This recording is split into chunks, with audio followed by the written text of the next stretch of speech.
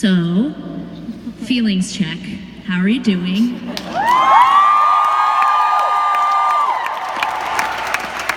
I'm still doing great. I feel like this has been really fun, even though it's depressing. It's sort of like working out or doing hot yoga, where during it you think I might die, and then there's these little breaks. You mean of singing euphoria. sad songs?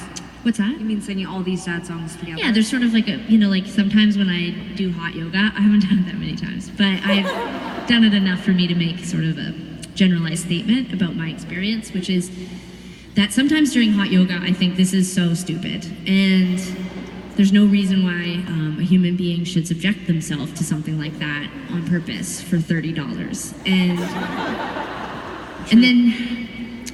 And then I have like lots of other thoughts too, like bad ones about myself. And then like sometimes I end up where the mirror has the seam, so your body is even more distorted than in your own mind. And so then sometimes there'll be this just like this moment where, the Enya or the Bon Iver remix or whatever they're playing, you stop feeling cynical, and you stop feeling self-loathing, and you just think, I'm bendy and I'm so sweaty and this is great. And sort of that's sort of my experience sometimes with performing, is that I sort of have this sort of weird moment where I'm like, why do we have these things that we stand in front of and just do instruments? That sounds druggy, but the truth is that it's just weird. Like, how did that happen? How did we go from caveman? Now I'm remembering when you said the thing about cucumber tastes like pineapple, and I thought, she's so stupid, but then I'm stupid too. So I'm open-minded, I'm not stupid. I'm just like, not stupid, but childish, like a childish thought. And then I thought just now, like, microphones are weird, and I don't know, maybe they're pumping something in here, I'm not sure, but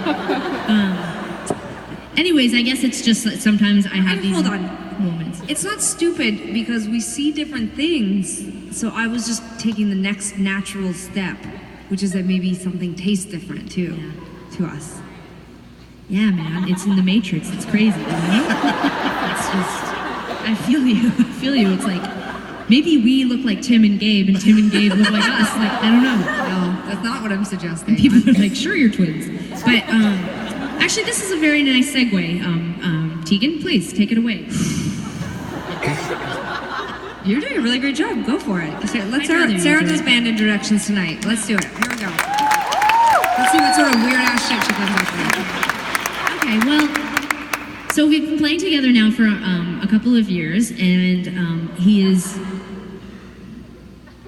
Oh, you started already laughing, and I was like, I'm killing this, but I just also wanted to just check and make sure there wasn't like something happening behind me. Okay, actually you do it, you're good at it.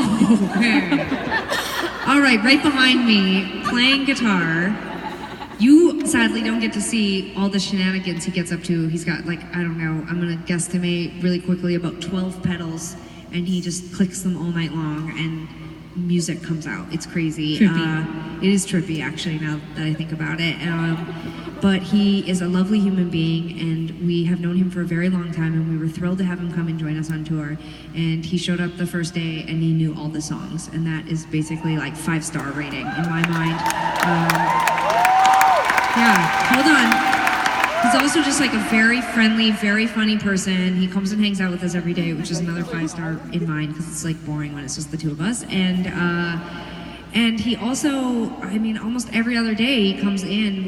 This tour is not just a 10th anniversary tour, but we're doing a fundraiser for our foundation, the Tegan Sara Foundation, and he volunteers every single day almost to help us. And yeah, so if you wouldn't mind putting a massive round of applause in this beautiful place together, just to awe him as a sign of our gratitude, would you please now give that thunderous round of applause to Mr. Tim Mislaw.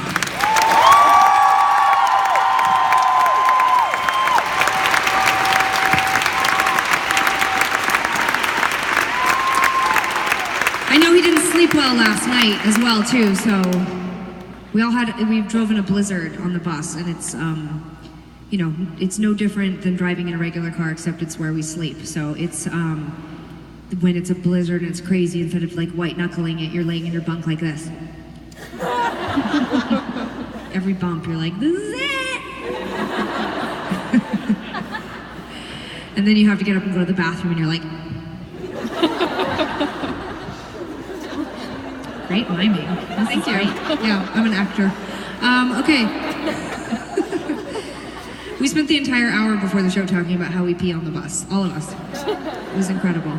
Like, think about how much pee is accumulated.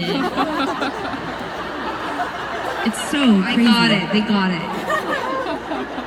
In your normal house, you just here's my shit, and then it just flies off into the world. You never think about it again. But in the bus, we literally drive around.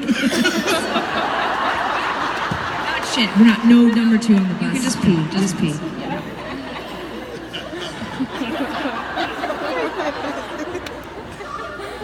Gabe, sorry, go ahead. Stop. We took truth serum before we came out on stage tonight. That's the tour. We should have, instead of the Con X tour, we should use the hashtag truth serum. Over here, he's been out on the road with us since we started the Love You to Death record cycle. He is a delightful human being to be around. He's very thoughtful and a very kind human being. He's also a very, very talented musician. I was joking on stage the other night. Yeah, you got a huge fan in the audience tonight, Gabe. Yeah, just one, but also be careful. Yeah. Watch your back tonight, Gabe, if you go out.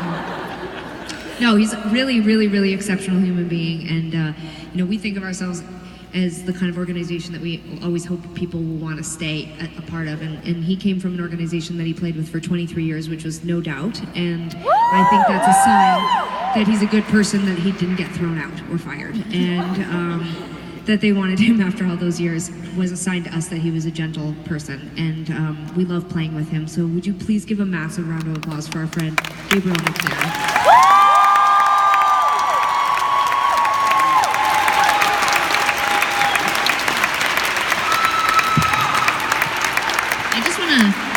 Just want to add one thing to the introductions, which is that both of these gentlemen are over 6 feet tall, and when I'm in the bus, in my bunk, which is the same size as their bunk, I think to myself, I barely fit in there. And I'm 5'2". I've shrunk, actually, and so I'm now 5'2", and sometimes when I'm in there, I actually feel like I have been put into a coffin, and no one knows I'm still alive, and I'm being driven somewhere to be buried. And when I think about Gabriel and Tim in their bunks at night, Gabe, does your shoulders like touch either side?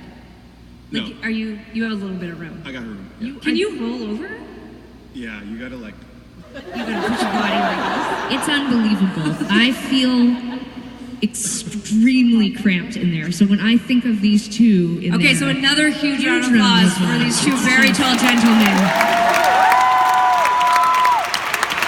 Oh my God, thank goodness we could give them each their own bunk. Like, back in the day, we might have had to double up. No, we would never. We would never put you two together. You probably would have got partnered with one of us. Like, not sexually, just like partnered, like just in the same space. But it depends what tour it was. I used to be slutty. But Okay. So we have a few more songs left, and I think we should jump right back in. I think we should also jump right back in. I was coming over here to move your mic away from your face. They love it. Chicago gets me. Yeah, Chicago, I think. Are you having a good time? Okay. Great. Keep it up. Here's a really old one.